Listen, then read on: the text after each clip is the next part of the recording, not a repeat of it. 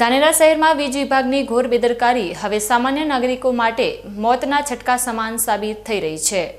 ગત સોમવારની રાત્રે બનેલી એક ગંભીર ઘટનામાં જીવંત વીજ વાયર રસ્તા પર તૂટી પડતા અફરાતફરી મચી ગઈ હતી। પરંતુ આશ્ચર્યની વાત એ છે કે કટોકટીના સમયે મદદ માટે કરાયેલા ફોન સામે વીજ વિભાગના જવાબદાર અધિકારીઓએ મૌન સેવી લેતા લોકોમાં ભારે રોષ જોવા મળી રહ્યો છે। ધાનેરાની રામચંદ સ્વરાજ હોસ્પિટલ પાસે અચાનક વીજ વિભાગનો જીવંત વાયર તૂટીને જમીન પર પડ્યો હતો।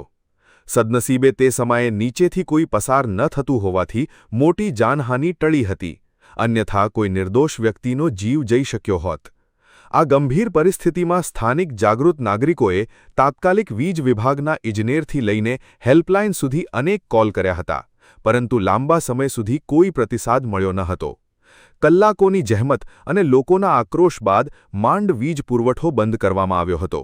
જો અત્યંત જરૂરી સમયે જ વીજ વિભાગ આવી ઢીલી નીતિ અપનાવે તો લોકોના જીવ કોણ બચાવશે તે એક મોટો પ્રશ્ન છે। આ મામલે હવે ધાનેરાના જાગૃત નાગરિક કૌશિકભાઈ ઠક્કર મેદાને આવ્યા છે અને સોશિયલ મીડિયાના માધ્યમથી પીડિત લોકોની રજૂઆતો એકઠી કરી રહ્યા છે। જાગૃત નાગરિકો હવે મુખ્યમંત્રી અને જિલ્લા વહીવટી તંત્ર સુધી રજૂઆત કરીને જવાબદાર અધિકારીઓ સામે કડક કાર્યવાહી કરવાની માંગ કરી રહ્યા છે।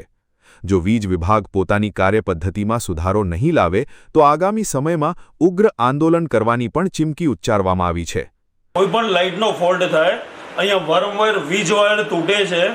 એક વર્ષ પહેલાં પણ અહીંયા વીજ વાયર તૂટે તો સળગતો વીજ વાયર, જ્યારે કોઈને જાનહાનિ થાય, કોઈ ગાડી પર વાયર પડે છે તો એ વીજ કરંટ બંધ કરાવવા માટે જે 3 હેલ્પલાઇન નંબર આપેલા છે જીબીએ 02748 222166 અને એક મોબાઈલ નંબર અને એક ડીઈ સાહેબનો પોતાનો નંબર, એ 3 નંબરમાંથી એક પણ ફોન ઉપડતા નથી।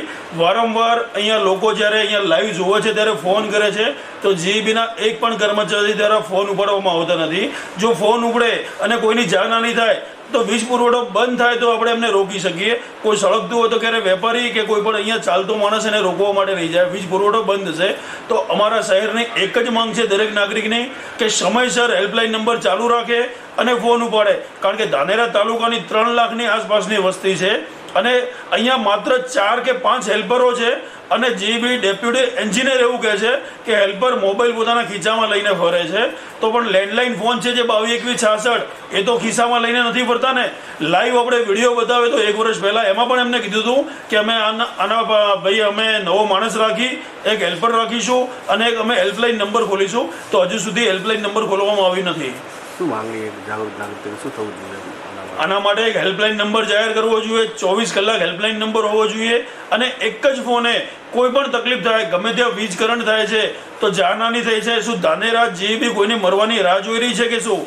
તો દરેકની માગણી એક જ છે કે એક હેલ્પલાઇન નંબર હોય અને 1 કલાકની અંદર અથવા વધુમાં વધુ 4 કે 5 કલાકની અંદર એ સમાધાન, એ સોલ્યુશન થાય એનું, જે વીજ કરંટ લાગ્યો છે અથવા વાયર તૂટે છે તો એનું સમાધાન કરવામાં આવે તરતમાં તરત। ઉનાળાની કાળઝાળ ગરમીમાં વીજ વાયરો પર લોડ વધવાને કારણે અથવા નાના મોટા અકસ્માતોમાં વાયરો તૂટી પડવાની ઘટનાઓ વધતી જતી હોય છે। આવા સમયે લોકોની સુરક્ષા માટે વીજ વિભાગ ત્વરિત પ્રતિસાદ આપે તેવી સક્રિય હેલ્પલાઇનની અત્યંત જરૂરિયાત છે। ધાનેરાના રહીશો હવે એકજૂટ થઈને આ મામલે લડી લેવાના મૂડમાં છે, જેથી ભવિષ્યમાં કોઈ માસૂમ વ્યક્તિ આ લાપરવાહીનો ભોગ ન બને।